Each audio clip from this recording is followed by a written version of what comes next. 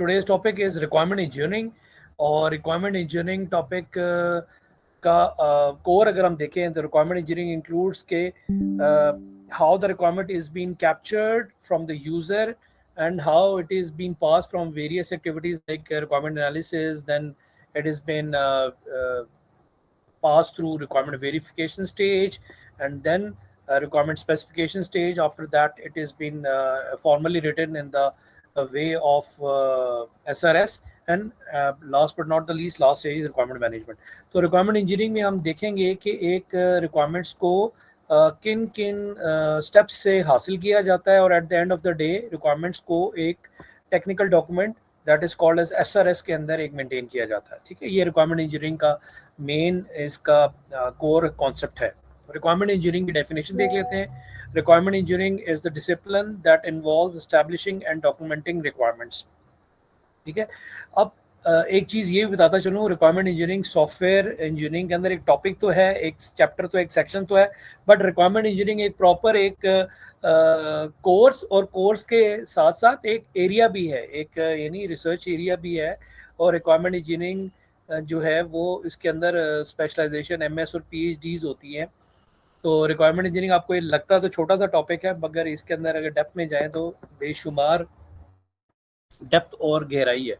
तो requirement engineering के अंदर जो है हम देखेंगे द रिक्वायरमेंट देमसेल्व्स और the description of the system services. हमने देख लिया है कि एक रिक्वायरमेंट जो है उसके अंदर सॉफ्टवेयर के फीचर या सर्विसेज के बारे में बताया जाता है, और कंस्ट्रेंट्स क्या होंगे या क्वालिटी एट्रीब्यूट्स क्या होंगे, वो सारी चीज़ बताई जाती है. ये सारा कुछ रिक्वायरमेंट इंजीनियरिंग के प्रोसेस के अंदर से हासिल किया जाता है.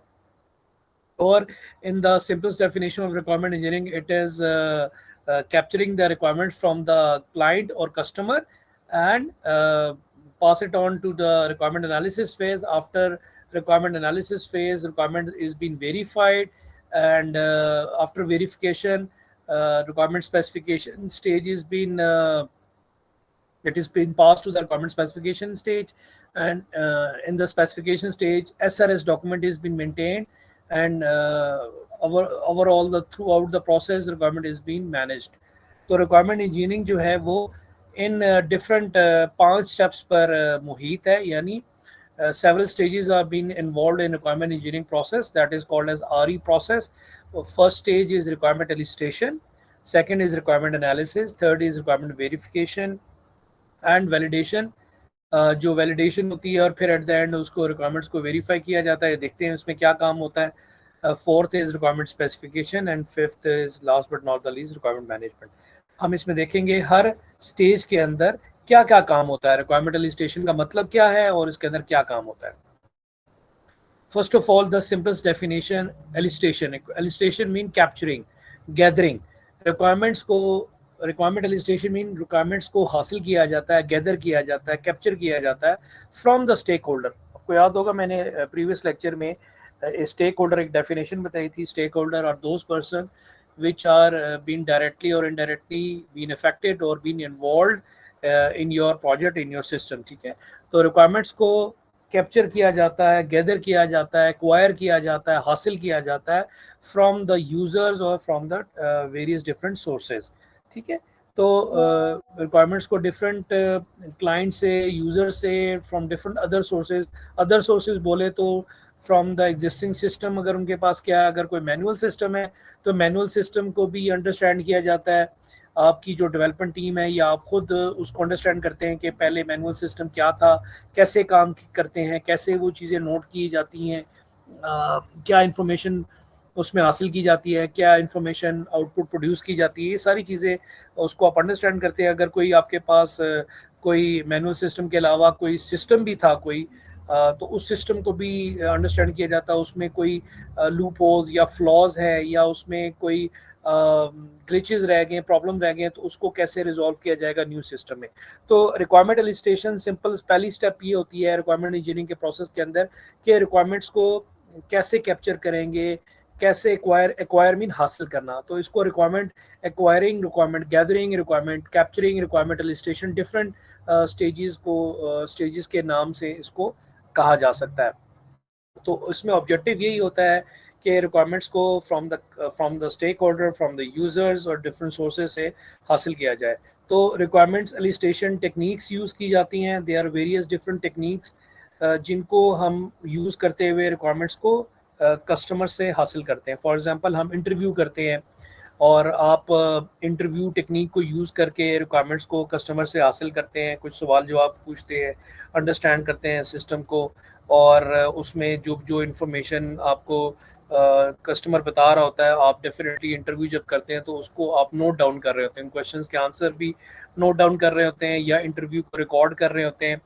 और उसमें 1-to-1 इंटरव्यू हो सकता है, 1-to-many इंटरव्यू हो सकता है, और इसको आप डायरेक्टली ऑब्जर्व कर सकते हैं इस इंटरव्यू को, इनडायरेक्टली मतलब काम करते हुए भी देखा जाता है। तो इंटरव्यू टेक्निक को यूज़ करते हुए रिक्वायरमेंट्स को, सिस्टम की एक रिक्वायरमेंट्स को हासिल किया जाता है। Surveys and questionnaire, surveys in the form of questionnaire भी कुछ बनाए जाते हैं कुछ सिस्टम को अंडरस्टैंड करने के लिए, और उससे आप गूगल के आजकल के जो गूगल के फॉर्म्स हैं उनको यूज़ कर सकते हैं, और क्वेश्चनायर कुछ उसमें फिल आउट करके question regarding the current system और उसकी करंट सिस्टम की जो भी एक्सेप्टेबिलिटी है, या करंट सिस्टम से अगर कोई प्रॉब्लम्स हैं, या करंट सिस्टम के अंदर क्या एडवांसमेंट होनी चाहिए, उस सिस्टम से रेलेवेंट कुछ क्वेश्चनायर आप बना के जो है फ्रॉम द कस्टमर्स है, फ्रॉम द ओवरऑल पूरी ऑर्गेनाइजेशन से भी एक फीडबैक ले सकते हैं, और उसकी सिस्टम की अंडरस्टैंडेबिलिटी कर सकते हैं कि क्या क्या इश्यूज प्रीवियस सिस्टम में थे, या सेटिस्फाइड लोग है या नहीं है, कितने लोग चाहते हैं कि नए सिस्टम। और गाए बगाए आप देखते हैं कि डिफरेंट आपको पोल्स नज़र आ रहे होते हैं आपको न्यूज़ चैनल्स में, और उसमें आप सर्वे जो होता है वो ज़रा लार्ज फॉर्मेट में होता है। सर्वे क्वेश्चनायर फॉर्मेट में हो सकता है। सर्वे ज़्यादातर आप इंटरव्यू क्योंकि ड्यूरेशन ज़रा लेंथी होती है, सर्वे क्वेश्चनायर जो फिल किए जाते हैं वो शॉर्ट ड्यूरेशन के लिए होते हैं। ऑनलाइन फॉर क्वेश्चनायर जो है वो क्विकली लोग फॉर्म फिल करते हैं, it takes some minutes to fill questionnaire, जबकि इंटरव्यू करने जाए तो लोग हेजिटेट भी कर रहे होते हैं, और interview takes a lot of time. तो survey in the format of questionnaire भी हो सकता है, survey in the format of poll format हो सकता है, जो क्वेश्चन पोल्स किए जाते हैं थ्रू द वेब, और सर्वे इन द फॉर्म ऑफ क्वेश्चनायर्स भी होता है। तो क्वेश्चनायर्स के थ्रू भी कुछ रिक्वायरमेंट्स को या सिस्टम की अंडरस्टैंडिंग को हासिल किया जाता है। रिक्वायरमेंट्स तो नहीं हासिल की जाती, बट सिस्टम की अंडरस्टैंडेबिलिटी या प्रीवियस करंट सिस्टम में क्या चल रहा है, क्या इश्यूज़ हैं, और उसकी फेमिलियरिटी के लिए क्वेश्चनायर जो है डेवलप किया जाता है। ज़्यादातर जो है वो इंटरव्यू करके जो है ना वो रिक्वायरमेंट्स को अंडरस्टैंड किया जाता है, रिक्वायरमेंट्स को हासिल किया जाता है, रिक्वायरमेंट्स को कैप्चर किया जाता है। ठीक है, फिर वर्कशॉप्स हो सकती हैं, ब्रेनस्टॉर्मिंग सेशंस एक टेक्निक है, और उसके थ्रू रिक्वायरमेंट्स को कैप्चर किया जाता है। ब्रेनस्टॉर्मिंग होता है कि कोई प्रॉब्लम अगर आ गई है या कोई इशू है, तो उस इशू को अपनी टीम के साथ डिस्कस करना, और उसमें जो प्रॉब्लम्स है उसको रिजॉल्व करना, और उसका कोई कंक्लूजन निकालना। ठीक है, that is called as brainstorming session. अगर क्लाइंट्स की रिक्वायरमेंट आपको समझ नहीं आ रही या अंडरस्टैंडेबिलिटी नहीं हो रही, क्लाइंट्स कुछ समझाना चाह रहा है और आप कुछ समझ पा रहे हैं, तो आप कोई ब्रेनस्टॉर्मिंग सेशन अपनी टीम के साथ भी रख सकते हैं, और उसकी अंडरस्टैंडेबिलिटी रिक्वायरमेंट्स की अंडरस्टैंडेबिलिटी को समझने के लिए आप ब्रेनस्टॉर्मिंग सेशन भी रख सकते हैं। प्रोटोटाइपिंग एक टेक्निक है, जो प्रोटोटाइप जो है हमने प्रोसेस मॉडल्स भी पढ़ा था, सिस्टम को अंडरस्टैंड करने के लिए, प्रोडक्ट को क्विकली डिज़ाइन करने के लिए प्रोटोटाइपिंग एक डिज़ाइनिंग टेक्निक भी यूज़ की जाती है। प्रोटोटाइपिंग रिक्वायरमेंट्स को अंडरस्टैंड करने के लिए, रिक्वायरमेंट्स को हासिल करने के लिए, यानी कैप्चर करने के लिए और उसको अंडरस्टैंड करने के लिए, क्लियर आउट करने के लिए प्रोटोटाइपिंग भी टेक्निक यूज़ की जाती है। और यूज़र से जो है वो सेटिंग की जाती है, मीटिंग की जाती है, और उसको एक डिज़ाइन फॉर्मेट में कन्वर्ट किया जाता है, यानी उसको एक प्रोटोटाइप एक डिज़ाइन लेआउट में कन्वर्ट किया जाता है, और उसको फिर एवेल्युएट किया जाता है उस प्रोटोटाइप को, और फिर मीटिंग की जाती है, फिर डिज़ाइन बनाया जाता है, और फिर डिज़ाइन को एवेल्युएट किया जाता है। तो ये आइटरेटिव एक साइकिल में स्टेजेस में प्रोटोटाइपिंग होती है। Observation and ethnography technique, observation यानी क्लाइंट्स जो है एक ऑब्जर्वेशन भी एक टेक्निक है कि क्लाइंट्स किस तरह वो काम कर रहे हैं। अगर आपने कोई फूड का पॉइंट ऑफ सेल या पॉइंट ऑफ एप्लीकेशन या कोई payment system mechanism, buying selling का, तो आपने एक्चुअली पहले देखना भी, अंडरस्टैंड भी करना है बाइंग सेलिंग होती किस तरह, पेमेंट होती किस तरह, क्या स्टेप्स इसमें इन्वॉल्व होते हैं। तो वो सारी चीज़ें, कोई भी फीचर है उसको समझना है, यानी कोई भी फंक्शन रिक्वायरमेंट है उसको अगर अंडरस्टैंड करना है तो ऑब्जर्वेशन भी एक टेक्निक है उस फीचर को अंडरस्टैंड करने के लिए, उस रिक्वायरमेंट को अंडरस्टैंड करने के लिए कि ये एक फीचर जो है वो कैसे क्लाइंट जो है वो नॉर्मल सिनेरियो में परफॉर्म कर रहा होता है, या अगर वो कोई वेब का फीचर है या ऑनलाइन फीचर है या ऐप का फीचर है, तो नॉर्मल सिनेरियो में, नॉर्मल सराउंडिंग में, नॉर्मल सर्कमस्टांसेस में वो क्या स्टेप्स परफॉर्म होते हैं, कैसे होता है। फॉर एग्जांपल अगर हम पेमेंट की बात करें प्रोडक्ट की, तो पहले ऑर्डर सेलेक्ट होगा, ऑर्डर कार्ट में डाला जाएगा, ऑर्डर प्रोसेस होगा, ऑर्डर फिर प्रोसेस होने के बाद कंफर्म होगा, कंफर्म होके बाद डिलीवर होगा ऑर्डर, और फिर पेमेंट होगा। तो यानी पेमेंट के अंदर जो है, पेमेंट के अंदर भी कितने स्टेप्स जो है वो प्री, आप समझ लें प्री कंडीशन बेस पे है, यानी ऑर्डर जब तक ऑर्डर हुआ ना हो, यानी ऑर्डर प्लेस ना हुआ हो, ऑर्डर फिर डिलीवर्ड ना हुआ, कंफर्म ना हुआ हो, ऑर्डर प्लेस, फिर ऑर्डर कंफर्मेशन है, फिर ऑर्डर प्रिपरेशन है, फिर ऑर्डर डिलीवरी है, ऑर्डर फिर पेमेंट आ जाती है। तो फिर पेमेंट किस तरीके से है, उनके स्टेप्स क्या होंगे, किस तरह पे किया जाता है, तो ये सारे स्टेप्स जो है वो अगर आप अंडरस्टैंड करेंगे, नोट डाउन करेंगे, तो फिर आप उसको ईजिली उस रिक्वायरमेंट्स को, क्योंकि एनालिसिस में रिक्वायरमेंट्स को टैकल किया जाता है और उसके बाद डिज़ाइन फेज आ जाती है, तो आप इजीली उन रिक्वायरमेंट्स को डिज़ाइन में कन्वर्ट कर सकेंगे। ठीक है, एथनोग्राफी यही है, उसकी एक्सप्लेनेशन उस फीचर की कि उसको कैसे उस फीचर को ऑब्जर्व करके लिखना है कि क्लाइंट जो है वो नॉर्मल सिनेरियो में, नॉर्मल सराउंडिंग में, नॉर्मल सर्कमस्टांसेस में, उस कॉन्टेक्स्ट में कैसे वो उस फीचर को परफॉर्म कर रहा था, उसकी डिटेल क्या है, उसकी डिस्क्रिप्शन क्या है, उसको आप मेंशन डाउन कर रहे होते हैं। ठीक है, और use case analysis, use cases भी बनाए जाते हैं, जो कि आपका नेक्स्ट कोर्स अगर आप देंगे या डिज़ाइन में हम यूज़ केस को भी अंडरस्टैंड करेंगे, कोई एग्जांपल भी देखेंगे।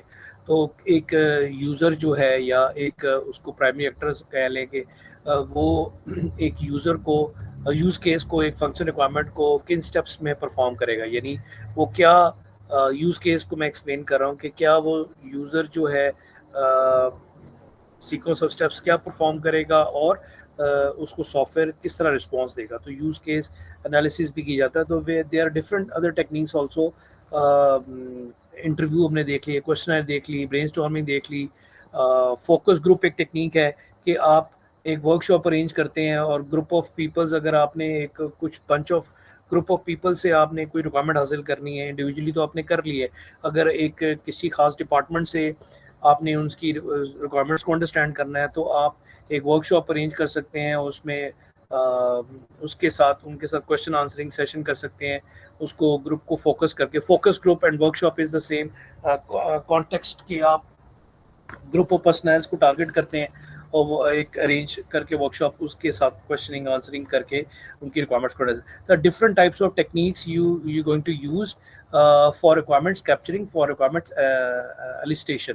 तो डिफरेंट टेक्निक्स को यूज़ करके, एंड अदर टेक्निक्स भी हैं कि डॉक्यूमेंट मैनुअल्स पढ़ना या मैन्यूस्क्रिप्ट्स को पढ़ना, इस पर मेंशन नहीं है, but you can use different other techniques. One is manual या मैन्यूस्क्रिप्ट्स रीडिंग्स। तो आप डॉक्यूमेंट्स की या मैन्यूस्क्रिप्ट्स की अंडरस्टैंडिंग यानी रीडिंग करके आप रिक्वायरमेंट्स को हासिल कर सकते हैं, पॉलिसीज़ को अंडरस्टैंड कर सकते हैं। अगर किसी ऑर्गेनाइजेशन के लिए कोई ऑटोमेट करना है एप्लीकेशन, तो आप उसकी कोई मैनुअल्स या पॉलिसीज़ को, डॉक्यूमेंट्स को वो आपको खुद प्रोवाइड करेंगे, या आप समझना चाहेंगे कि प्रोसेसेस कैसे होते हैं, स्टेप्स कैसे हैं, काम कैसे हो रहा है, किस किस किस बंदे की क्या अथॉरिटी है, किसी भी काम करने का वर्क फ्लो क्या है, यानी काम करने का अंदाज क्या है। वर्क फ्लो का मतलब, फॉर एग्जांपल अगर आप इसकी एग्जांपल लें कि like being a student, you have, if you have any problem, you give an application to your class counselor, and after class counselor the application has been moved toward like your coordinators, program coordinators, and after the program coordinators, that application is being routed or forwarded to your HOD, and then HOD will forward or will route your application to the concerned higher authority.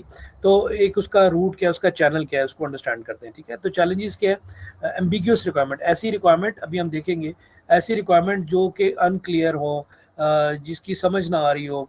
For example client बाज़ औक़ात आपको कुछ समझाना चाह रहा होता है और आपको समझ नहीं आ रही होती, ठीक है। बाज़ औक़ात क्लाइंट अच्छा एक्सप्रेस कर रहा है मगर आपकी टीम की अंडरस्टैंडिंग नहीं है। बाज़ औक़ात ऐसी कंडीशन होती है कि क्लाइंट कुछ समझा नहीं पा रहा होता, तो कुछ ऐसी एम्बिग्यूटी, कुछ इबाहम, कुछ शक व शुबा, को डाउटफुल या अनक्लियर, या जिसको आप कहते हैं कि वेग कंडीशन आ जाती है, which is unclear to you. ऐसी रिक्वायरमेंट जो कि अभी अंडरस्टैंडिंग नहीं हो रही, उसकी क्लैरिटी नहीं हो रही, उसकी या क्लैरिटी ऑफ थॉट नहीं है, या समझ नहीं आ रही, तो वो भी जिसको एम्बिगुअस होता है, वो एक चैलेंज है। जब रिक्वायरमेंट्स आपको क्लाइंट कस्टमर बता रहा होता है, जिसमें अगर डिटेल डिस्क्रिप्शन नहीं है, एक्सप्लेनेशन नहीं मेंशन है, या उसमें वेग चीज़ है, कुछ डाउटफुल सी चीज़ है, तो वो जो है एम्बिगुअस टाइप ऑफ रिक्वायरमेंट आती है, तो वो उसको अंडरस्टैंड करना, वो चैलेंज एक होता है। और उसमें कम्युनिकेशन गैप भी आ जाता है। बाज़ औक़ात आप टीम की और जो आपके क्लाइंट है उनके अंदर कम्युनिकेशन गैप आ जाता है, कुछ इश्यूज होते हैं लोगों को। बाज़ औक़ात काम तो आता है मगर वो कम्युनिकेट नहीं कर पाते। कम्युनिकेशन भी एक सोशल प्रोसेस है। मैं भी कोई चीज़ कम्युनिकेट कर रहा हूँ, मैं लेक्चर को एक्सप्रेस कर रहा हूँ, I am explanation in your understandable language. For example, I am explaining this lecture in English language which is world widely acceptable. आपने इंग्लिश के कोर्सेज पढ़े, you can easily understand what I am explaining to you. अगर मैं if I'm gonna use different type of language for explaining this document, like for example I'm think Shishi na ho aap कहेंगे this is Chinese language, or if I'm explaining this topic as in Chinese language, ultimately surely you cannot understand, because एक communication gap होगा, वो communication barrier होगा, hurdle होगी, means के आपको understandable ही नहीं है। और ये नहीं है कि अगर किसी एक को अगर चाइनीज़ आती है तो बाकियों को तो नहीं आती, क्योंकि Chinese is not world widely acceptable. It's a language, it's a language, but it is not world widely acceptable language as a foreign language. As a foreign language जो है वो इंग्लिश है, जो वर्ल्ड वाइडली एक्सेप्टेबल है। उसके बाद में यहाँ से फ्रेंच लैंग्वेज आ जाती है, फिर I think so different languages आ जाती है, तो उसमें फिर ये चीज़ें आ जाती हैं। और बाज़ औक़ात यूज़र की जो अंडरस्टैंडिंग है, यूज़र की जो कुछ नीड्स होती हैं पर्सनल, जो फॉर एग्जांपल इंटरफेस लेआउट के वाले से, वो भी कोई मेंशन नहीं होती, वो भी कुछ एक्सप्रेस नहीं कर पा रहा होता एट दैट टाइम। वो भी कोई एट दैट टाइम रिक्वायरमेंट्स जब इनिशियल स्टेजेस पे मेंशन डाउन हो रही थी, तो वो भी मेंशन। तो रिक्वायरमेंट्स एलिस्टेशन एक पहली स्टेज है, पहला स्टेप है, पहले प्रोसेस है। यानी पहले रिक्वायरमेंट्स को आपने हासिल करना है, रिक्वायरमेंट्स को कैप्चर करना है from the stake holder, from the clients, from the user, और उसको फिर आप नेक्स्ट स्टेप में पास करते हैं, that is called as requirement analysis. Requirement elicitation के बाद जो नेक्स्ट स्टेज आती है, नेक्स्ट स्टेप आता है पूरे आरई के प्रोसेस के अंदर, दैट इज रिक्वायरमेंट एनालिसिस। अब रिक्वायरमेंट एनालिसिस में क्या होता है कि जो आपके पास रिक्वायरमेंट्स आ रही होती है, तो आप उसको उसके अंदर मेजर क्या स्टेप परफॉर्म कर रहे होते हैं। आप उसमें जो भी एम्बिग्यूटीज़ है रिक्वायरमेंट के अंदर, यानी जो भी कोई जो चीज़, कोई रिक्वायरमेंट कोई अनक्लियर है, रिक्वायरमेंट में कोई डाउट है, कोई प्रॉपरली क्लेरिफाई नहीं हुई हुई, तो उसमें एम्बिग्यूटी को आप क्लियर करते हैं।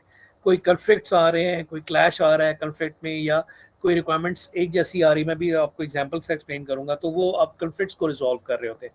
फॉर एग्जांपल, आप क्या कर रहे होते हैं मेजर, और क्या काम कर रहे होते हैं, रिक्वायरमेंट्स जो क्लाइंट आपको बता रहा होता है, आप रिक्वायरमेंट्स के priority means importance, priority means फोकियत देना, ठीक है, उसको अहमियत देना, ठीक है। Priority mean importance. अब रिक्वायरमेंट्स को प्रायोरिटाइज किया जाता है, या तो आप हाई प्रायोरिटी रिक्वायरमेंट को, एक फंक्शन रिक्वायरमेंट को मेंशन करेंगे, या उसको आप लो प्रायोरिटी लिखेंगे। फॉर एग्जांपल, दो तरह की ही रिक्वायरमेंट्स को प्रायोरिटी दी जाती है। जो भी आप फंक्शनल फीचर्स या फंक्शन रिक्वायरमेंट्स नोट कर रहे हैं, उसकी डिस्क्रिप्शन आपको कस्टमर क्लाइंट डिस्क्रिप्शन बता रहा है। फॉर एग्जांपल, लॉगिन एक फंक्शनल रिक्वायरमेंट है, एक फंक्शनल फीचर है, तो या तो ये हाई प्रायोरिटी होगा या ये लो प्रायोरिटी होगा, whether it is a high priority requirement, whether it is a low priority requirement. अब ये हाई प्रायोरिटी किन कंडीशन की बेस पे होता है? अगर एक रिक्वायरमेंट हाई प्रायोरिटी है, it means कि whether it is holding some sensitive information, whether it is a client request, whether that feature is being mostly used, उसकी occurrence जो है with the passage of time या occurrence जो है उसकी ज़्यादा है. अब ये जो लॉगिन एक फीचर है, ये एक सेंसिटिव इंफॉर्मेशन को होल्ड करता है. लॉगिन किसी भी एप्लीकेशन का, उसमें आपको आईडी, पासवर्ड, क्रेडेंशियल डालने हैं और वो वैलिड क्रेडेंशियल होने चाहिए, और तभी ऑथोराइज जो यूज़र है उस सिस्टम के फीचर को एक्सेस कर सकता है. वो भी वेबसाइट है, वो कोई ऐप है, सोशल कम्युनिटी बेस्ड है, आप फेसबुक, ट्विटर है, जो भी आप यूज़ करें, इंस्टाग्राम वगैरह, या आप कोई अपनी मोबाइल एप्लीकेशन यूज़ कर रहे हैं, उसके अंदर जो भी मोबाइल के जो फीचर्स हैं, अगर अनऑथराइज एक्सेस होगा, यानी अगर लॉगिन नहीं है, क्रेडेंशियल नहीं है, स्टोर्ड एप्लीकेशन नहीं है, तो कोई भी उसको एक्सेस कर सकता है.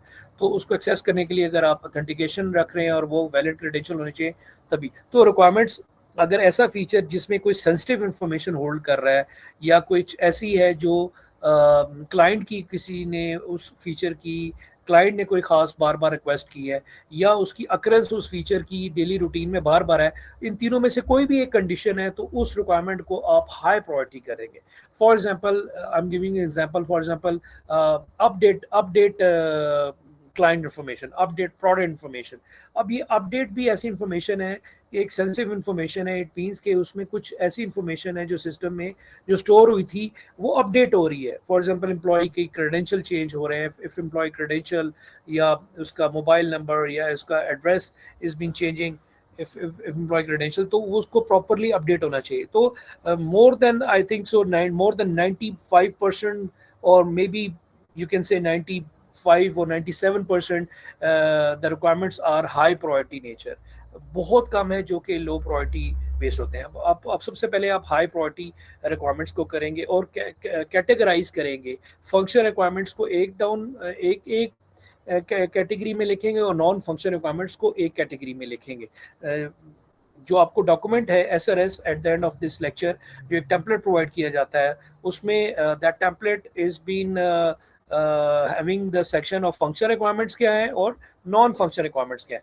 फंक्शन रिक्वायरमेंट में सॉफ्टवेयर के फंक्शनल फीचर्स मेंशन डाउन होंगे. फॉर एग्जांपल, हम सिक्योरिटी एक मॉड्यूल है, सिक्योरिटी मॉड्यूल के अंदर आप कहते हैं कि जी मैं लॉगिन कर सकूं, ठीक है. फिर लॉगिन के अंदर उसकी डिटेल रिक्वायरमेंट मेंशन होगी, उसकी डिस्क्रिप्शन मेंशन होगी, उसकी सब एक स्पेसिफिकेशन मेंशन होगी कि उसको कैसे करना है. फॉर एग्जांपल, लॉगिन करने के लिए आप कहेंगे कि user must be a registered user, and user must be have valid user ID, and user must have password, और ये इंफॉर्मेशन एंटर करेगा तो लॉगिन के फीचर को एक्सेस करेगा. फिर confirmation from authentication from the database होगी, और अगर लॉगिन क्रेडेंशियल एक से ज़्यादा 2 दफ़ा फेल होंगे तो वो सिस्टम जो है वो अनऑथराइज एक्सेस का वो मैसेज देगा. तो लॉगिन क्रेडेंशियल की जो फीचर्स है उसके अंदर क्या स्पेसिफिकेशन है वो चीज़ बताई जाती है.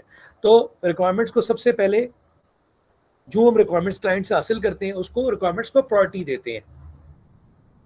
उस एक मॉड्यूल के अंदर जो भी सब रिक्वायरमेंट है या मॉड्यूल के अंदर सब फीचर है. फॉर एग्जांपल, हमारा एक कस्टमर ने कहा जी मुझे एक सिक्योरिटी का मॉड्यूल चाहिए. सिक्योरिटी के मॉड्यूल के अंदर उसने कहा जी मैं इसको सिक्योरली लॉगिन कर सकूं, मैं किसी वक्त भी इसको लॉक कर सकूं एप्लीकेशन को, यानी मैं किसी वक्त इसका पासवर्ड चेंज कर सकूं, मैं रिकवर कर सकूं, मैं फॉरगेट अगर हो जाए तो वो मैं इसको कैसे टैकल कर सकूं. तो ये इसके अंदर सब इसके फंक्शन रिक्वायरमेंट्स होंगे, ठीक है. तो आप रिक्वायरमेंट को सबसे पहले कैटेगराइज करेंगे, फंक्शन रिक्वायरमेंट्स को एक तरफ नोट डाउन करेंगे एंड नॉन फंक्शन रिक्वायरमेंट्स को एक तरफ करेंगे. अब देखिए, मैं एक एक पॉइंट को डिटेल में एक्सप्लेन कर रहा हूँ और विद एग्जांपल के साथ एक्सप्लेनेशन दे रहा हूँ, ठीक है. तो आपने रिक्वायरमेंट्स को पहले कैटेगराइज करना है, फिर आपने हर रिक्वायरमेंट को, उसकी फंक्शनल रिक्वायरमेंट को उसको प्रायोरिटी देनी है. या तो हाई प्रायोरिटी होगा या लो प्रायोरिटी होगा. मैंने आपको बता दिया कि हाई प्रायोरिटी, किसी भी फंक्शन रिक्वायरमेंट को हाई प्रायोरिटी, कोई भी 3 कंडीशन जो हैं, अगर इनमें से if any one of the 3 condition is been fulfilled, that requirement is to be considered as a high priority requirement. If that function requirement is been holding some sensitive information, or if that feature is being requested by your client, and or thirdly, it has been its occurrence has been widely used in daily routine, its occurrence is most of the time that feature is been used. For example अगर हम point of cell की बात करें तो वो product को search करना, product को डिस्क्रिप्शन देखना, प्रोडक्ट को उसकी सेल आउट करना, ये फीचर बार बार अगर वो कर रहा होता है तो वो हाई प्रायोरिटी रिक्वायरमेंट होगी। ठीक है, फिर आ जाता है सेकंड, जो आपने एनालिसिस के अंदर आपने एक एक्टिविटी करनी होती है, उसकी डिपेंडेंसीज देखनी है कि अगर फॉर एग्जांपल आप ये करते हैं कि ये देखते हैं कि क्या वो एम्बिग्यूटीज रिजॉल्व कर रहे होते हैं। ठीक है, अगर उसमें कोई ऐसी चीज़ तो नहीं है कि मतलब ऐसी चीज़ उसमें कर रहे होते हैं कि यू कैन से कि कन्फ्लिक्ट्स रिजॉल्व करना मीन्स, मैं एग्जांपल एक ढूंढ रहा हूँ कि कंसिस्टेंसी और कंप्लीटनेस इंश्योरिंग करेंगे। फॉर एग्जांपल अगर एक रिक्वायरमेंट है तो क्या वो कंप्लीट चार चीज़ें कर रहे होते हैं। मतलब एक रिक्वायरमेंट जो आपको मेंशन हुई है फंक्शन रिक्वायरमेंट, क्या उसमें कंप्लीट डिस्क्रिप्शन प्रोवाइड की गई है, यानी उसकी डिटेल, उस फीचर की डिस्क्रिप्शन क्लाइंट से आपने हासिल कर ली है या आपको क्लाइंट ने प्रोवाइड किया। फॉर एग्जांपल अगर वो कहता है कि मुझे एक लॉगिन भी चाहिए, लॉगिन ऑथेंटिकेशन, तो क्या उसने बताया है कि इसकी क्या रिक्वायरमेंट है लॉगिन करने के लिए, वो क्या क्या रिक्वायरमेंट करेगा, यानी आईडी होगी, पासवर्ड इन्फॉर्मेशन होगी। फॉर एग्जांपल अगर हम बात करते हैं कि एम्प्लॉय को सर्च करना है तो वो बताए कि किस किस तरीके से एम्प्लॉय को सर्च करना है, थ्रू आईडी करना है, थ्रू उसके एनआईसी करना है, या थ्रू किस एट्रीब्यूट के थ्रू उसको सर्च करना है, थ्रू वॉइस करना है, थ्रू उसकी जो पिक्चर है उसके थ्रू सर्च करना है, अगर तो किस क्रेडेंशियल के थ्रू सर्च करना है और उसको सिस्टम कैसे उसको क्या क्या रिस्पॉन्स देगा। तो कंप्लीट डिस्क्रिप्शन एक रिक्वायरमेंट एक प्रोवाइड कर रही हो, तो रिक्वायरमेंट एक कंप्लीट डिस्क्रिप्शन प्रोवाइड कर, रिक्वायरमेंट में कोई एम्बिग्यूटी ना हो, यानी कोई इबाहम ना हो। Requirement must provide it's complete description complete. ये ना हो कि अगर आप कहेंगे फॉर एग्जांपल अगर हमने सैलरी है और यूज़र से हम एम्प्लॉय से उसकी बेसिक सैलरी ले, ये ले, और एट द एंड सिस्टम उसको टैक्स कंप्यूट कर दे, तो वो टैक्स किस किस चीज़ पर कंप्यूट करेगा, किस रेट पे कंप्यूट करेगा, व्हाट आर द लॉज और what are the rates, what are the like slabs, यानी सैलरी टैक्स रेंज क्या होगी, तो उस पर कितना परसेंट टैक्स होगा, तो उसकी क्या रिक्वायरमेंट है, उसका क्या डिटेल डॉक्यूमेंट है। कोई रिक्वायरमेंट्स में एम्बिग्यूटी इबाहम ना हो, तो रिक्वायरमेंट मस्ट बी अनएम्बिगुअस, यानी रिक्वायरमेंट के अंदर कोई अनएम्बिग्यूटी ना हो, हर चीज क्लियर हो। ठीक है, तो रिक्वायरमेंट में it must give complete correct, एक चीज है करेक्ट इंफॉर्मेशन।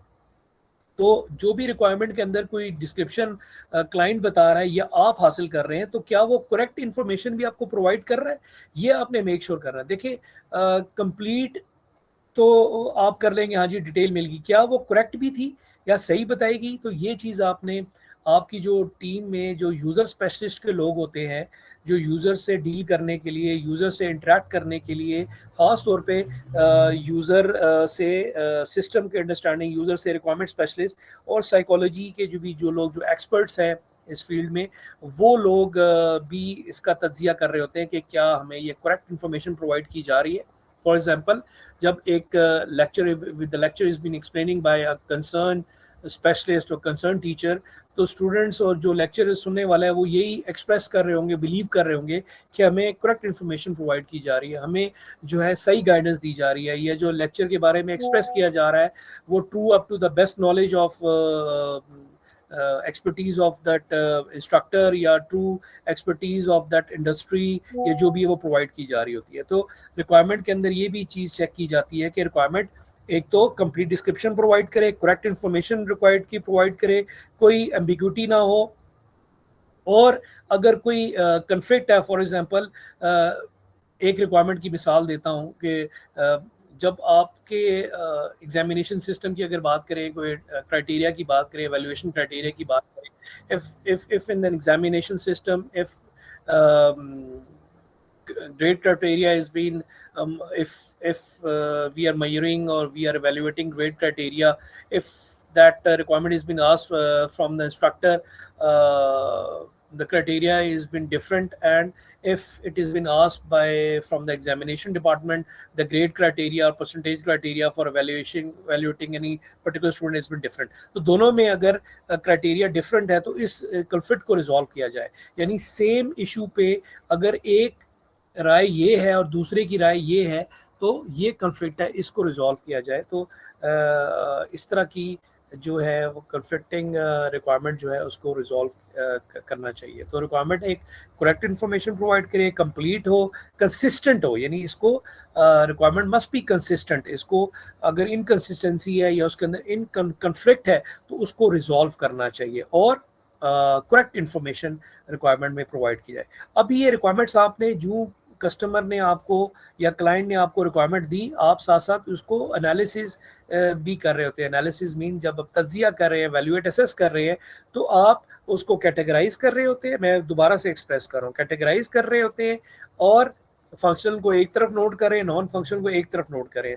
जो जो आपको रिक्वायरमेंट्स की फीचर या फंक्शन रिक्वायरमेंट्स बताई जा रही है, उसकी डिस्क्रिप्शन प्रोवाइड की जा रही है। साथ साथ आप ये भी चेक करेंगे कि क्या क्या एक एक फीचर की रिक्वायरमेंट कंप्लीट डिस्क्रिप्शन प्रोवाइड कर दी गई है, क्या हमने एक फीचर की कंप्लीट रिक्वायरमेंट नोट डाउन कर ली है, क्या ये रिक्वायरमेंट एम्बिगुअस तो नहीं है, इसमें हर चीज़ क्लियर है, कोई डाउटफुल कोई स्टेप या कंडीशन तो नहीं है, और क्या रिक्वायरमेंट ये करेक्ट भी है, ये वेरीफाई करनी है from the sources. You have to verify from the different sources के whether the requirement is been correct और not, whether the information which is being provided by the user और जो भी या सपोर्ट स्टाफ है जो भी फ्रॉम द क्लाइंट की तरफ से जो भी प्रोवाइड कर रहा है वो ऑथोराइज भी है, क्या correct information from the correct source भी प्रोवाइड की जा रही है, ऑथोराइज सोर्स है, ऑथोराइज ऑथेंटिकेशन है, कोई वैलिड डॉक्यूमेंट है। ये तो नहीं है कि कोई अनवैलिड और अनऑथोराइज सोर्स से आपको इन्फॉर्मेशन प्रोवाइड की जाए सो दैट आप उसको गलत डिपिक्शन लेके उसको गलत ड्रॉ कर सकें, ऐसा नहीं होना चाहिए।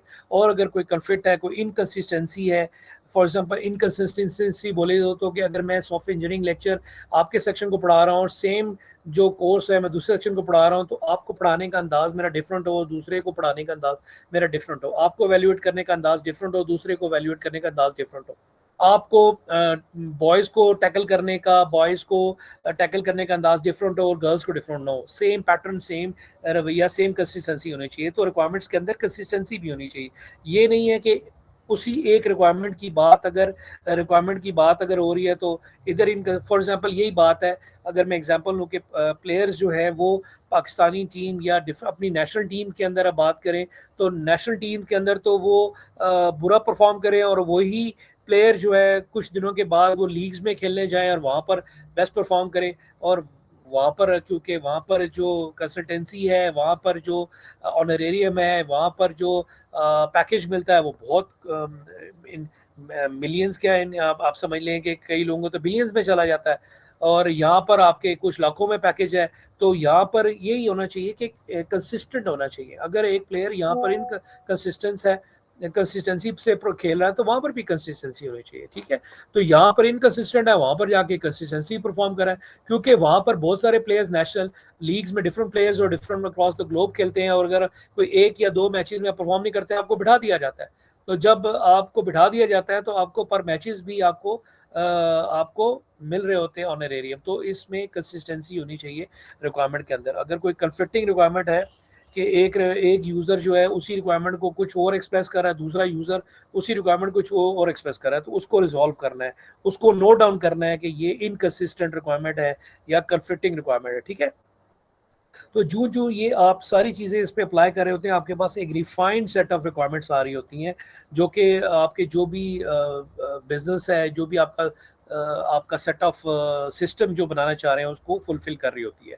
तो जो रिक्वायरमेंट्स हासिल हो रही होती हैं, साथ साथ आप उसको एनालिसिस फेज में उस रिक्वायरमेंट्स को आप रिफाइन कर रहे होते हैं, उसको क्लियर आउट कर रहे होते हैं, उसको कैटेगराइज कर रहे हैं, उसको प्रायोरिटाइज कर रहे हैं, और उसको चेक कर रहे हैं कि क्या रिक्वायरमेंट में कोई कन्फ्लिक्ट है तो इनकंसिस्टेंसी या कन्फ्लिक्ट है तो रिजॉल्व करे। रिक्वायरमेंट में अगर इफ रिक्वायरमेंट है सम एम्बिग्यूटी तो उसको अनएम्बिग्यूस करे, मेक क्लियर करे, उसको डाउटफुल से हटा के उसको उसकी क्लियर डिस्क्रिप्शन या अंडरस्टैंडिंग को नोट करें, लिखे, मेंशन करें। ये सारी चीज़ें रिक्वायरमेंट एनालिसिस में होती हैं। जो आप एनालिसिस करते हैं तो साथ साथ आप रिक्वायरमेंट्स को, डॉक्यूमेंट को आप मोर रिफाइन करते हैं, उसको डिटेल में आप मेंशन कर रहे होते हैं। थर्ड स्टेट है आप ये भी चीज़ कर रहे होते हैं रिक्वायरमेंट स्पेसिफिकेशन, क्योंकि फोर्थ स्टेज आ जाती है। मैं इसको वैलिडेशन को पहले आ जाता हूँ, फिर रिक्वायरमेंट स्पेसिफिकेशन में आ जाता हूँ। रिक्वायरमेंट वैलिडेशन, ठीक है। रिक्वायरमेंट वैलिडेशन ये होती है कि कस्टमर या क्लाइंट आपको क्या रिक्वायरमेंट्स एक्सप्रेस कर रहा है और आप एसआरएस के अंदर क्या मेंशन डाउन कर रहे हैं, ठीक है। तो वैलिडेट करना होता है कि मतलब कस्टमर ने क्या बताया और आप क्या मेंशन डाउन करें। फॉर एग्जांपल कस्टमर सेज कि I want A B C feature, और आप क्या मेंशन डाउन कर रहे हैं, आप कर रहे हैं ए स्मॉल बी एंड डी। तो कस्टमर की एक्चुअल रिक्वायरमेंट क्या थी, ए बी सी, और आपने उसको क्या अंडरस्टैंड किया, ए तो आपने सही करेक्ट अंडरस्टैंड किया जब आपने उसको वेरीफाई किया या क्रॉस चेक किया या रिव्यू लिया आपने उसका डॉक्यूमेंट लिस्ट का। तो बी आपने स्मॉल बी नोट किया, वो तो कैपिटल बी की बात कर रहा था। सी आप मिस कर गए, आपने डी एक एक्स्ट्रा कर लिया। तो बेसिकली वैलिडेट करना है रिक्वायरमेंट को, देखना है, इंश्योर करना है। इसका मेन ऑब्जेक्टिव क्या है कि रिक्वायरमेंट वैलिडेशन की जो कॉन्सेप्ट है, डेफिनेशन है, वो यही है कि रिक्वायरमेंट्स एक्चुअली रिफ्लेक्ट करे क्लाइंट्स की जो स्टेक होल्डर की नीड्स हैं या जो वांट्स है। नीड्स मीन वांट्स, एक्सपेक्टेशन वो जिस तरह चाहता है, विशेस, ठीक है। तो नीड्स एंड एक्सपेक्टेशन, वांट्स और wishes, needs and expectation also called as wants and wishes, wishes जिस तरीके से चाहता है। तो ये बड़ा आगे जाके एक मसला होता है कि फंक्शन रिक्वायरमेंट्स तो हम उसकी फुलफिल कर लेते हैं। वो फंक्शन कहता है कि जी 2 + 2 मैं चाहता हूँ, मुझे सम इस एप्लीकेशन में हो, सब्ट्रैक्शन हो, मल्टीप्लिकेशन, मगर मुझे विशेस इस तरीके से सम नजर आए, आंसर इस तरीके से लेआउट से आए। तो वो ये चीज़ें जो है, एक्सपेक्टेशन जो है वो यूज़र्स की फुलफिल करना बड़ा मुश्किल होता है और चैलेंज भी होता है, ठीक है। तो रिक्वायरमेंट्स वैलिडेशन का मतलब होता है कि what are the client needs and what you are actually noted down your requirements from the client, और आपने एक डॉक्यूमेंट की फॉर्मेट में जो एसआरएस एक तरतीब दे रहे होते हैं उसमें क्या मेंशन किया होता है। तो वैलिडेट करना होता है, क्रॉस चेक करना होता है। फॉर एग्जांपल आप एक्टिविटी क्या करते हैं इस वैलिडेशन के अंदर, आपने रिक्वायरमेंट जिस तरह हम प्रीवियसली कह रहे थे एनालिसिस में, आप जो ही रिक्वायरमेंट्स आ रही है तो आपने उसको कैटेगराइज किया। फंक्शनल एक हेडिंग रिक्वायरमेंट्स होती है, एक नॉन फंक्शनल, फंक्शनल के अंदर फिर आप मॉड्यूल वाइज उसको हेडिंग में आप उसको नोट डाउन कर रहे होते हैं, फिर हर एक फंक्शनल फीचर की आप उसकी डिटेल डिस्क्रिप्शन दे रहे होते हैं, ठीक है, साथ साथ प्रायोरिटी भी नोट कर रहे होते हैं, ठीक है। और कोई अगर डिपेंडेंसी है, कोई उसमें कोई उसमें लिमिटेशन है, कोई उसमें डिटेल कोई पॉइंट है, तो वो भी आप मेंशन उसमें कर रहे होते हैं। साथ साथ रिक्वायरमेंट्स को चेक कर रहे होते हैं कि क्या रिक्वायरमेंट, हर एक रिक्वायरमेंट जो है वो करेक्ट प्रोवाइड की जा रही है, उसमें एम्बिग्यूटी तो नहीं है। तो वो इस फेज के अंदर क्या आप स्टेप परफॉर्म करते हैं। इसी तरह वैलिडेशन के अंदर आप क्या कर रहे हैं, रिक्वायरमेंट्स के रिव्यूज ले रहे होते हैं।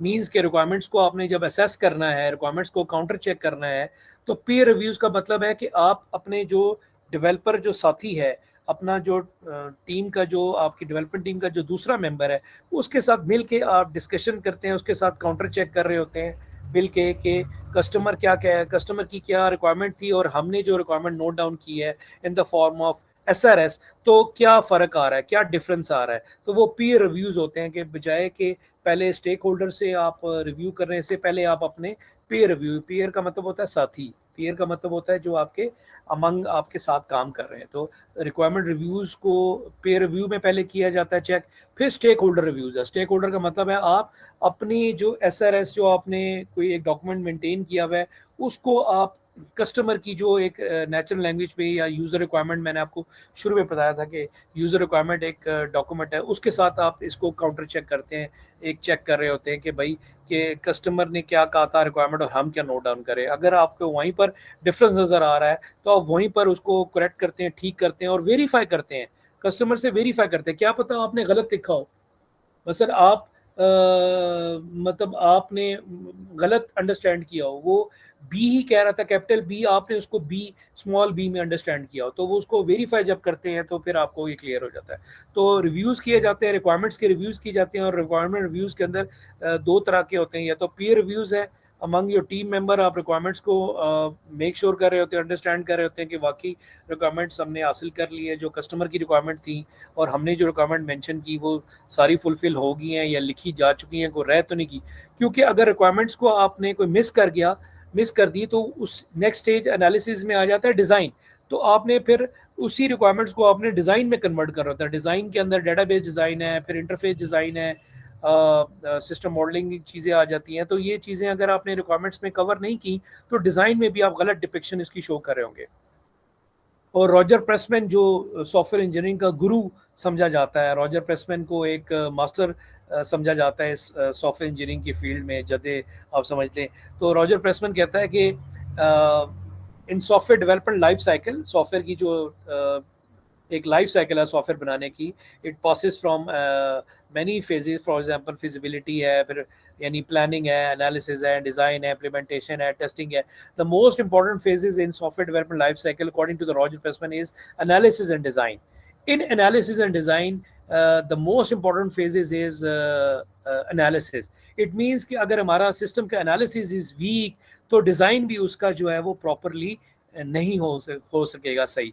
तो एनालिसिस हमने अगर ठीक कर लिया है तो ठीक रिक्वायरमेंट्स हमने नोट डाउन की है, सिस्टम को अंडरस्टैंड ठीक किया है, सारी रिक्वायरमेंट्स को हमने मेंशन डाउन कर लिया, उसकी डिस्क्रिप्शन लिख ले ली, तो उसको हम डिज़ाइन में इजीली मेंशन और ड्रॉ डाउन करें. अगर हमारा एनालिसिस खराब है, एनालिसिस वीक है, एनालिसिस में चीज़ें मिस हो गई हैं, तो वो डिज़ाइन में भी चीज़ें मिस होंगी और आगे it goes on and implementation में भी काफ़ी सारी चीज़ें फ्लॉज हो जाएंगी. ठीक है, फिर आप प्रोटोटाइपिंग की टेक्निक को फॉलो करते हैं.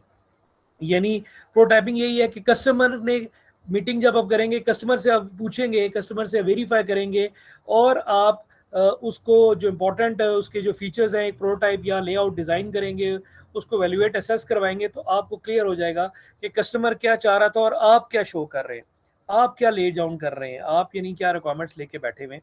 तो प्रोटोटाइपिंग एक ऐसी इंपॉर्टेंट टेक्निक है जो वैलिडेशन के लिए जो है वैलिडेट करने के लिए, ऑथेंटिकेट करने के लिए, मेक श्योर करने के लिए कि भाई कस्टमर क्या वाकई चाह रहा है, कस्टमर की क्या नीड्स और हमने क्या अंडरस्टैंड किया है. तो मैंने आपको यही बताया कि बाज़ औक़ात कस्टमर अपना एक्सप्रेस कर रहा है, आप अंडरस्टैंड नहीं कर पा रहे होते, your understandability is week. For example teacher जो है वो लेक्चर डिलीवर सारे स्टूडेंट्स को कर रहा होता है, ठीक है, कुछ स्टूडेंट्स अंडरस्टैंड नहीं कर रहे होते, कुछ डिफरेंट कॉन्टेक्स्ट जोन में बैठे होते हैं, कुछ की अंडरस्टैंडिंग वीक होती है, कुछ को बार बार एक्सप्लेनेशन एग्जाम्पल्स करने के बाद फिर समझ आ रही होती है, कुछ अगर लेक्चर को दोबारा सुनते हैं तो फिर उनकी अंडरस्टैंडिंग ज़्यादा अच्छी हो रही होती है. तो हर एक का डिफरेंट अंडरस्टैंडेबिलिटी लेवल डिफरेंट है, मगर जो टीचर है वो सबको एक ही अप्रोच से, एक ही तरीके से बड़ी डिटेल में बेसिक स्टेप से लेके एडवांस स्टेप तक उसको एक एक स्टेप से लेके एक्सप्लेन कर रहा होता है. तो इसी तरह रिक्वायरमेंट्स को जब आपने वैलिडेट करना है, मेक श्योर करना है कि क्या इंश्योर करना है कि क्या जो हमने जो रिक्वायरमेंट्स नोट की हैं वो जो स्टेक होल्डर है या क्लाइंट की जो रिक्वायरमेंट थी उसके साथ रिफ्लेक्ट कर रही है, उसके साथ मैच कर रही है, उसको फुलफिल कर रही है कि नहीं कर रही. तो ये बड़ा एक मसला होता है कि कस्टमर कुछ और रिक्वायरमेंट कर रहा होता है और आप कुछ और अंडरस्टैंड कर रहे होते हैं, अंडरस्टैंड और कुछ नोट डाउन कर रहे हैं, अंडरस्टैंड कुछ और किया, नोट कुछ और किया, तो वो चल कुछ और तरीके से रही होती है. ठीक है, तो ये बड़ा मसला है. ठीक है, तो ये चीज़ बड़ी इंपॉर्टेंट है कि एक्चुअली क्या चाहता है सॉफ्टवेयर से, क्या बनवाना चाहता है सॉफ्टवेयर से और आप क्या अंडरस्टैंड कर रहे हैं और उसको अंडरस्टैंड क्या क्या कर रहे हैं और नोट डाउन क्या कर रहे हैं. आफ्टर द लेक्चर एंड मैं आपको ना एक 2-4 मिनट की एक स्लाइड, एक सिमुलेशन दूंगा इसी रिक्वायरमेंट्स को कि क्लाइंट क्या कहता है और आप क्या अंडरस्टैंड करते हैं, टीम क्या अंडरस्टैंड करती है और सॉफ्टवेयर क्या बनता है. तो एक्चुअली ये वो आपको विजुअली एक बड़ी ज़बरदस्त तरीके से सिमुलेशन समझ आएगी. ठीक है, तो वो चीज़ें बहुत ज़रूरी है कि क्लाइंट क्या कह रहा है, आप क्या समझ रहे हैं, बड़ी इंपॉर्टेंट है. इसलिए जो टीचर जब एक्सप्रेस कर रहा होता है, टीचर लेक्चर अंडरस्टैंड डिलीवर कर रहा होता है, तो उसको अंडरस्टैंडेबिलिटी स्टूडेंट्स को अंडरस्टैंड करने के लिए पहले हाजिर दिमागी होने चाहिए, पहले उसमें मौजूद होना चाहिए लेक्चर में. इसलिए टीचर स्टूडेंट्स को कहते हैं बी अटेंटिव. अगर अटेंटिव नहीं है तो आपको फिर कुछ समझ भी नहीं आ रहा होगा, अंडरस्टैंड भी कर पा नहीं रहे होंगे. तो टीचर बार बार एक्सप्लेनेशन उसको एग्जाम्पल से, एक्सप्लेनेशन से, डिटेल दे के समझा रहा होता है. ठीक है, कंसिस्टेंसी चेक और चेक कर रहे होते हैं रिक्वायरमेंट्स की और उसकी अवेलेबिलिटी उसके हवाले से कि मेक श्योर कर रहे होते हैं कि रिक्वायरमेंट करेक्ट इन्फॉर्मेशन प्रोवाइड कर रही है, रिक्वायरमेंट जो है ना वो इनकन्सिस्टेंस ना हो, एम्बिग्युटी ना हो उसमें, सारी चीज़ें. ठीक है, फिर उसके साथ साथ जो है फिजिबिलिटी एनालिसिस में आप जब टेक्निकल फिजिबिलिटी यानी उसकी टेक्निकल साइड से, एस्पेक्ट से आप उसकी फिजिबिलिटी को प्रिपेयर कर रहे होते हैं, उसके मींस फाइनेंशियल फिजिबिलिटी यानी in respect of how much monetary, वो भी चीज़ें मेक श्योर जब कर रहे होते हैं तो वो सारी चीज़ें फिजिबिलिटी के अंदर वो सारी चीज़ें आ जाती है. फिजिबिलिटी में इकोनॉमिक फिजिबिलिटी, टेक्निकल और ऑपरेशनल आ जाती है. इकोनॉमिक आ जाती है फाइनेंशियल फिजिबिलिटी, टेक्निकल आ जाती है कि whether that it is possible और नॉट, ये जो भी आपकी क्लाइंट का जो भी उसने आपको फीचर्स कहा हुआ है, जो भी आपको कहा कि मुझे उसमें ये चाहिए, मुझे ये चाहिए, मुझे ये फीचर चाहिए, कि क्या वो टेक्निकली पॉसिबल भी है। ऑपरेशन फिजिबिलिटी आती रहती है कि उसका सोल्यूशन कितना किस तरह पॉसिबल है, कौन से एल्गोरिदम, कौन से डेवलपमेंट टूल्स और किस अप्रोच से उसको टैकल करना है, और वो सारी चीज़ें आ जाती हैं। ठीक है, तो आउटकम क्या होता है कि approve set of requirements ready for implementation. ठीक है, जब आप क्लाइंट से मेक श्योर कर रहे होते हैं, वेरीफाई कर लेते हैं, मेक श्योर कर रहे हैं, ऑथेंटिकेट कर रहे होते हैं, तो आपके पास approved set of requirements ready for, आप उसको डिज़ाइन में जाएं या फिर आप उसको इम्प्लीमेंटेशन साइड पे जाए। पहले डिज़ाइन करेंगे और फिर इम्प्लीमेंटेशन साइड पे जाएंगे, अप्रूव्ड आएगा। मैं एक डिफरेंस बताना चाहूँ कि एनालिसिस में क्या आएगा, रिफाइंड सेट ऑफ रिक्वायरमेंट्स। जब रिक्वायरमेंट लिस्टेशन आपने कैप्चरिंग की और आपको भी मेक श्योर नहीं हो रहा, क्लाइंट एक्सप्रेस कर रहा है, आप नोट डाउन कर रहे हैं, आप डॉक्यूमेंट मैनुअल पॉलिसीज पढ़ के अंडरस्टैंड करके मेंशन कर रहे हैं, नोट डाउन कर रहे हैं। ठीक है, अकॉर्डिंग टू दैट डोमेन जो है उसकी रिक्वायरमेंट्स को इस नोट डाउन कर रहे हैं आपने, सिस्टम रिक्वायरमेंट नोट डाउन की आपने, function non function note down की। फिर जब आप एनालिसिस करते हैं तो कुछ आपको अनएम्बिग्यूस होती हैं, कुछ रिक्वायरमेंट आपको कंप्लीट डिस्क्रिप्शन प्रोवाइड नहीं की होती, कुछ आपने खुद अंडरस्टैंड नहीं की होती। तो ये सारी चीज़ें आप जब कर रहे होते हैं तो एक रिफाइंड सेट ऑफ रिक्वायरमेंट। मगर जब आप उसको वैलिडेट करते हैं कि क्लाइंट ने क्या कहा और हम क्या उसको लिख रहे हैं, नोट डाउन कर रहे हैं उसको एसएलएस डॉक्यूमेंट के अंदर, तो वैलिडेशन आ जाती है। जब उसको रिव्यू कर रहे होते हैं, peer review from your team member और from the client customer stakeholder reviews, तो फिर आपको मेक श्योर हो रहा होता है। क्लाइंट प्रोटाइपिंग बना रहे हैं, जो इंपॉर्टेंट फीचर्स है या जो कुछ उसके हाई प्रायोरिटी फीचर्स हैं, उसको प्रोटाइप बन के आप लेआउट करके उसको क्लाइंट को जब एक्सप्रेस करते हैं फीचर्स, तो आपकी रिक्वायरमेंट्स मोर वैलिडेट हो जाती है, मोर रिफाइन हो जाती है, मोर क्लियर हो जाती है, मोर डिज़ाइन अंडरस्टैंडेबल हो जाता है, it is more understandable and it is been quickly developed. तो ये सारी चीज़ें वैलिडेट हो जाती हैं। जब वैलिडेट हर एक फीचर होता है तो वो अप्रूव्ड होता है, मेक श्योर होता है कि वाकई ये कंफर्म्ड है, और उसको फिर आप उस तरह बनाते हैं। फिर हम रिक्वायरमेंट स्पेसिफिकेशन में आते हैं। एक टेक्निकल डॉक्यूमेंट है विच इज़ बीन मैंशनिंग इन एक स्पेसिफिक फॉर्मेट इसका होता है, और उस फॉर्मेट के तहत यू हैव टू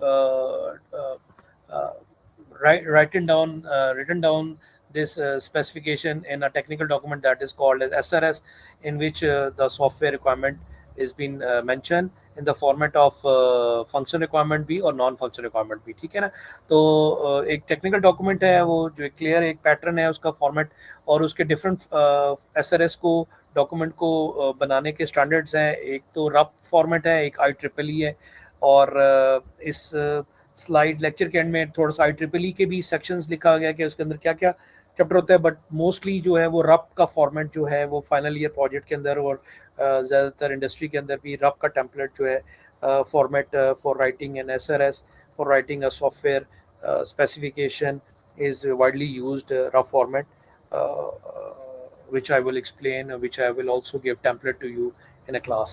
तो वो स्टैंडर्ड ज़्यादातर यूज़ किया जाता है। एक फॉर्मल डॉक्यूमेंट है जो डेवलपर्स और जो भी आपके टीम मेंबर्स हैं, स्पॉन्सर हैं, वो सारे उसी को लेके चल के उसी के तहत वो डिज़ाइन करते हैं और इम्प्लीमेंटेशन को प्लान करते हैं। ठीक है, तो use case for example SRS को आप यूज़ केसेस में भी, हिस्टोरिकल फॉर्मेट में भी फंक्शन रिक्वायरमेंट को आप मेंशन कर सकते हैं, जो आप आगे डिज़ाइन फॉर्मेट देखेंगे। फिर नॉन फंक्शन रिक्वायरमेंट में आपको याद होगा मैंने नॉन फंक्शन रिक्वायरमेंट को एक्सप्रेस करते हुए प्रोडक्ट रिक्वायरमेंट्स के अंदर बताया था कि एक सॉफ्टवेयर के अंदर एक प्रोडक्ट, यानी प्रोडक्ट हम सॉफ्टवेयर ही बोलते हैं, उसकी परफॉर्मेंस क्या होगी, उसकी सिक्योरिटी क्या होगी, उसकी रिलायबिलिटी क्या होगी, उसकी यूटिलिटी क्या होगी, different other non function requirements हैं वो मेंशन किए जाते हैं। एट द एंड जो है वो रिक्वायरमेंट मैनेजमेंट फेज आती है। पूरे प्रोजेक्ट रिक्वायरमेंट इंजीनियरिंग प्रोसेस के अंदर जब भी किसी रिक्वायरमेंट के अंदर कोई चेंज होगी, तो आप उसी चेंज को आपने कैसे डॉक्यूमेंट करना है, आपने कैसे मेंशन करना है, कैसे स्पेसिफाई करना है, वो आपने रिक्वायरमेंट मैनेजमेंट के अंदर चीज़ें मैनेज करनी है। ठीक है, रिक्वायरमेंट्स के हर रिक्वायरमेंट का जो डॉक्यूमेंट है SRS को, उसको आप आर्टिफैक्ट को एक वर्जन देंगे, यानी उसका वर्जन होगा वर्जन 1.0 पहला वर्जन होता है। अगर कोई स्लाइड चेंजेस है इन द रिक्वायरमेंट डॉक्यूमेंट तो आप 1.1 करेंगे, फिर 1.2 करेंगे। अगर उसमें मेजर मॉड्यूल में कोई चेंजिंग आ रही है तो उसको फिर आप 2.0 करेंगे, और फिर उसकी 2.0 की सेकंड वर्जनिंग चला रहे होंगे। ठीक है, तो ट्रेसेबिलिटी रिक्वायरमेंट को टेस्ट किया जाता है, और रिक्वायरमेंट्स के अगेंस्ट जो है वो टेस्ट केसेस बनाए जाते हैं कि अगर ये रिक्वायरमेंट है तो ये चीज़ें टेस्ट केसेस में अगर ये चीज़ें रिक्वायरमेंट इस तरह फुलफिल अगर होगी या रिक्वायरमेंट्स को इसी तरह जो है ना सॉफ्टवेयर के अंदर एग्जीक्यूट होना है, तो टेस्ट केसेस के ऑल्टरनेटिव अगेंस्ट रिक्वायरमेंट्स को टेस्ट केसेस के साथ थ्रू चेक किया जाता है, ठीक है। और जो भी रिक्वायरमेंट में चेंज है, कोई अपडेट है, उसको रिक्वायरमेंट्स के डॉक्यूमेंट को अपडेट को मैनेज किया जाता है उसके, ठीक है।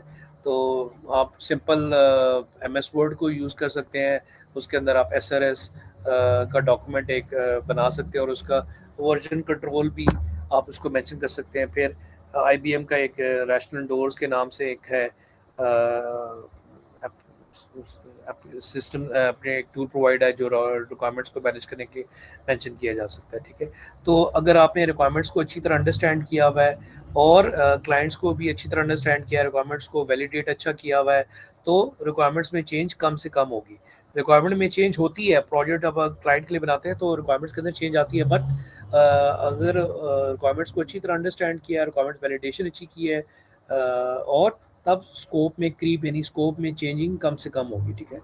तो control evolution of requirement without scope creeping. Scope हमेशा, स्कोप क्रीपिंग मीन थोड़ा थोड़ा करके स्कोप चेंज होता है, रिक्वायरमेंट थोड़ी थोड़ी क्लाइंट की तरफ से नई रिक्वेस्ट आती हैं, थोड़ी सी बाजू का रिक्वायरमेंट में कोई मॉडिफिकेशन कर देता है या उसकी पॉलिसीज़ में कोई चेंज करता है, ठीक है ना। तो ये सारी चीज़ें होती हैं। फॉर एग्जांपल सबसे पहले आप रिक्वायरमेंट, हम प्रीवियस अगर जाएं, सबसे पहले आप रिक्वायरमेंट्स को कैप्चर करेंगे, एलिस्टेशन करेंगे, दे आर डिफरेंट टेक्निक्स। फिर आप रिक्वायरमेंट जो हासिल करेंगे तो नेक्स्ट स्टेज में रिक्वायरमेंट एनालिसिस करेंगे। जब रिक्वायरमेंट्स को एनालिसिस कर रहे हैं और किसी रिक्वायरमेंट्स में एम्बिग्यूटी है, कोई क्लियर नहीं है, क्लियर डिस्क्रिप्शन नहीं है, तो आप इसके प्रीवियस स्टेज में जाएंगे। रिक्वायरमेंट अगर एनालिसिस आपने सही नहीं किया और सही अंडरस्टैंड नहीं किया तो आप रिक्वायरमेंट्स को दोबारा कैप्चर करेंगे, दोबारा टेक्निक से अंडरस्टैंड करेंगे, ठीक है। रिक्वायरमेंट एनालिसिस अगर आप कर लेते हैं तो रिक्वायरमेंट्स को आप वैलिडेशन करते हैं, ठीक है। जब वैलिडेशन कर रहे हैं और पीर रिव्यू कर रहे हैं, क्लाइंट्स ने कुछ आपको फॉर्मेट में जो डॉक्यूमेंट मेंशन किया उसमें कुछ था, तो आप दोबारा से जो है वो रिक्वायरमेंट एलिस्टेशन स्टेज पे, पहली स्टेज पे चले जाते हैं और रिक्वायरमेंट्स को हासिल करते हैं, फिर रिक्वायरमेंट एनालिसिस करते हैं और फिर वैलिडेशन करते हैं। जो वैलिडेशन आपकी कंप्लीट हो रही होती है तो प्रीवियस जो रिक्वायरमेंट स्पेसिफिकेशन स्टेज है, आप रिक्वायरमेंट स्पेसिफिकेशन स्टेज पे जाते हैं और SRS एक डॉक्यूमेंट है, जो आप एक टेक्निकल डॉक्यूमेंट है, वो रिक्वायरमेंट स्पेसिफिकेशन स्टेज में आप SRS डॉक्यूमेंट को आप मेंटेन कर रहे थे और SRS डॉक्यूमेंट के अंदर उस प्रोजेक्ट की पूरी functional and non functional detail description भी होती है, introduction, it contains various section, SRS contains various section, but also the most important section it includes functional and non functional requirements, ठीक है। फिर रिक्वायरमेंट मैनेजमेंट लास्ट स्टेज है। किसी भी project के ड्यूरेशन के अंदर, प्रोजेक्ट की ड्यूरेशन के अंदर किसी भी फेज़ के वक्त कोई भी रिक्वायरमेंट कभी चेंज आती है, कस्टमर की रिक्वेस्ट आती है या आपसे कोई रिक्वायरमेंट, कोई गलती रह गई, कोई मिस्टेक रह गई है, तो रिक्वायरमेंट्स के अंदर आप चेंज करते हैं। जब चेंज करते हैं तो उसको डॉक्यूमेंट के अंदर भी आप चेंज करेंगे, उसका वर्जन आप कंट्रोल जो वर्जन है उसको वर्जन को नेक्स्ट वर्जन में 1.0 तो 1.1 लेके जाएंगे और जो भी उसके जो कंसर्न सेक्शंस हैं, ये कंसर्न उसके नेक्स्ट अहेड एसोसिएटेड डॉक्यूमेंट है। फॉर एग्जांपल डिज़ाइन में कोई डाटा टेबल नए बनाने पड़ गए हैं, कुछ उसको कोडिंग के लिए क्लास नई बनानी पड़ गई है, उसको टैकल करने के लिए जो भी चीज़ उसको फुलफिल करने के लिए रिक्वायरमेंट्स को हासिल है, तो वो भी आपको अपडेट और मेंटेन करनी पड़ेगी, ठीक है। वेरिफिकेशन यही होती है, लास्ट में वेरीफाई ये कर रहे होते हैं कि जो सॉफ्टवेयर आप बना रहे हैं वो क्लाइंट ने जो भी आपको रिक्वायरमेंट दी, क्या वो सॉफ्टवेयर जो डेवलप कर रहे हैं वो क्लाइंट की रिक्वायरमेंट्स को मीट कर रहा है, फुलफिल कर रहा है। क्लाइंट ने कहा था मुझे फीचर चाहिए ABC, आप डेवलप करके आपने कोडिंग डिज़ाइन किया, रिक्वायरमेंट में लिखा ABC, आप डिज़ाइन में उसको ABC कर रहे थे, मगर जब कोडिंग की तो AB आपने डेवलप कर लिया, C को डेवलप ही नहीं किया, तो C को जो है आपने डेवलपमेंट में आप मिस कर गए। तो आपने ये मेक श्योर करना है कि ये ना हो कि आप अननेसेसरी कोई फीचर बना रहे हो। यानी उसने कहा था ABC और आप डेवलप कर रहे हैं ABC का सब C, तो सब C तो उसने मांगा ही नहीं, उसने C कहा। तो जो क्लाइंट ने रिक्वायरमेंट में मेंशन किए वही आपने डेवलप करना है, वो वेरीफाई करना है। At the end of the day you have to authenticate, make sure requirement verification जो तभी है, वेरिफिकेशन एंड वैलिडेशन का अमल है V&V, वो साइड बाय साइड चलता है, वो थ्रू आउट द पूरे प्रोजेक्ट चलता है। तो वैलिडेशन भी आप रिक्वायरमेंट्स को कर रहे होते हैं और एट द एंड तक रिक्वायरमेंट्स को वेरीफाई कर रहे होते हैं कि जो कस्टमर ने आपको रिक्वायरमेंट शुरू में दी थी वही आपने सॉफ्टवेयर डेवलप करना है। तो एट द एंड आप वेरीफाइड कर रहे होते हैं मेक श्योर कर रहे होते हैं कि ये ना हो कि क्लाइंट कुछ आपसे फीचर चाह रहा हो और आप डेवलप कुछ और कर रहे हो। तो मेक श्योर करते हैं तो जो भी आपके फीचर्स हैं वो आप उसको सही आप डेवलप करें। दैट इज़ वाई आपके टेस्ट केसेस बनाए जाते हैं, यानी रिक्वायरमेंट्स के अगेंस्ट आपका एक डॉक्यूमेंट है, वो टेस्टिंग फेज में टेस्ट केसेस बनाए जाते हैं और आप उनको चेक कर रहे होते हैं कि जो रिक्वायरमेंट्स थी वो आया, वो डिज़ायर्ड आउटपुट वो जो फीचर है वो प्रोवाइड कर भी रहा है कि नहीं कर रहा। ठीक है, चेक कर रहे होते हैं, मेक श्योर कर रहे होते हैं हर फेज में कि जो रिक्वायरमेंट है वो डिज़ाइन में भी एड्रेस सही हो रही है और डेवलपमेंट में भी कर रहे होते हैं और टेस्टिंग में भी कर रहे होते हैं। तो टेस्टिंग का सिर्फ ये मकसद नहीं होता कि try to find out the errors in the code. आप टेस्टिंग जो फेज़ है वो एनालिसिस में भी कर सकते हैं। टेस्टिंग की जो फेज़ है, डिज़ाइन का भी जो अमल है उसको भी आप टेस्ट कर सकते हैं in the form of prototyping, और इम्प्लीमेंटेशन कोडिंग जब कर रहे हैं उसको भी साथ साथ यूनिट टेस्टिंग होती है। आपने कोर्स में पढ़ा होगा, टेस्टिंग की भी डिफरेंट फेज है जिसमें यूनिट टेस्टिंग है, इंटीग्रेशन टेस्टिंग है, सिस्टम टेस्टिंग है। तो आप यूनिट टेस्टिंग मीन आपने एक कंपोनेंट यानी एक मॉड्यूल आपने टेस्ट किया तो साथ साथ आपने उसको टेस्ट भी किया, फिर दूसरा आपने डेवलप मॉड्यूल को आपने कोडिंग की, उसको साथ साथ टेस्ट की। दैट इज यूनिट टेस्टिंग और कंपोनेंट टेस्टिंग। इंटीग्रेशन टेस्टिंग होती है more than one component when it is been integrated or linked or associated or been used by another class or other component, then it is been और या आप किसी class को use कर रहे हैं, किसी पैकेज को इंपोर्ट कर रहे हैं तो इंडिपेंडेंटली तो ठीक काम कर रहा था, बट जब आप इंटीग्रेट कर रहे हैं तो वो सही काम नहीं कर रहा। That is called as integration testing. System testing क्या होती है, ओवरऑल आपने कोडिंग कर ली, पूरा सॉफ्टवेयर बना लिया, ओवरऑल थॉरली आप उसको टेस्ट कर रहे हो, that is called as integration testing. End user testing क्या होती है, क्लाइंट टेस्ट कर रहा होता है, यूजर टेस्ट कर रहा होता है। आपने तो टेस्टिंग कर ली, यूजर एक्सेप्टेंस टेस्टिंग बोलते हैं उसको, यूजर एक्सेप्टेंस टेस्टिंग बोलते हैं, यूजेबिलिटी टेस्टिंग बोलते हैं। That is called as user testing और यूजेबिलिटी टेस्टिंग।